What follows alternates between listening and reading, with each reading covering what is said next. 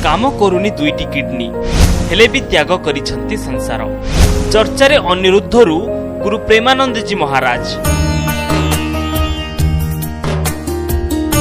आध्यात्मिक गुरु श्री प्रेमानंद जी महाराज देश रे तांकु किए बा न जाने, घरे घरे बेस परिचित प्रेमानंद जी महाराज।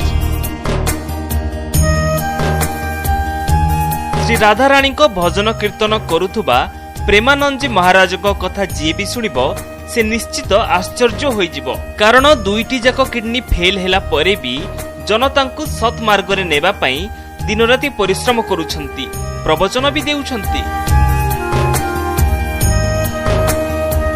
सोशल मीडिया रे अनेक समय रे तांको प्रवचन गोटे मोबाइल रु अन्य मोबाइल को घुरी बुले। हेले काहे कि से संसार त्याग कले ताहा आपण मानक मध्यरु अनेक जानि नथिबे। परम पूज्य श्री प्रेमानंद जी महाराज राधाराणी को श्रेष्ठ भक्तों मध्यरु जणे बोली लोके कहती। कहा जाए जो भक्त तांका सत्संग को ध्यानर सह सुनती निश्चित भावे राधाराणी को दर्शन पाती। 1972 मसीह प्रेमानंद जी महाराज यूपी रो कानपुर सरसोल ब्लॉक रो एक छोटिया गाँव ब्राह्मण परिवार रे जन्म नेइथिले। महाराज को प्रथम नाम थिला अनिरुद्ध कुमार पांडे। बापा एवं जेजेबापा उभय सन्यासी थिले, मां धर्मपरायण महिला थिले।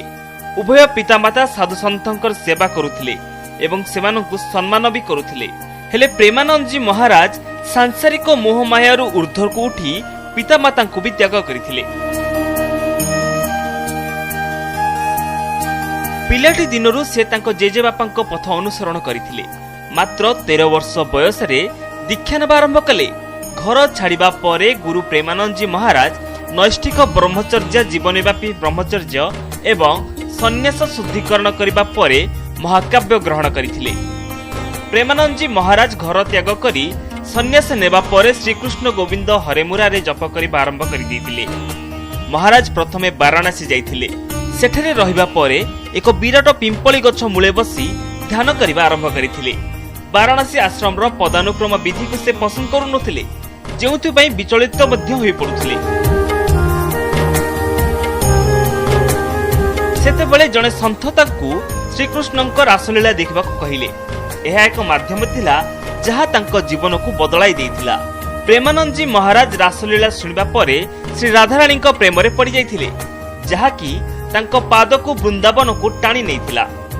2016 मसीह रे प्रेमानंद जी महाराज श्री राधा केलिकुंज ट्रस्ट वृंदावन प्रतिष्ठा करिथिले, जहा एक अण लाभकारी संगठन। एही ट्रस्ट वृंदावन धाम को आसुथबा तीर्थयात्री को रहिबा, खाद्य, पोशाक, चिकित्सा एवं अन्यान्य आवश्यक सामग्री जोगाई थाए, जहा प्रेमानंद को समाज सेवा प्रति प्रतिबद्धता को प्रतिफलित करे।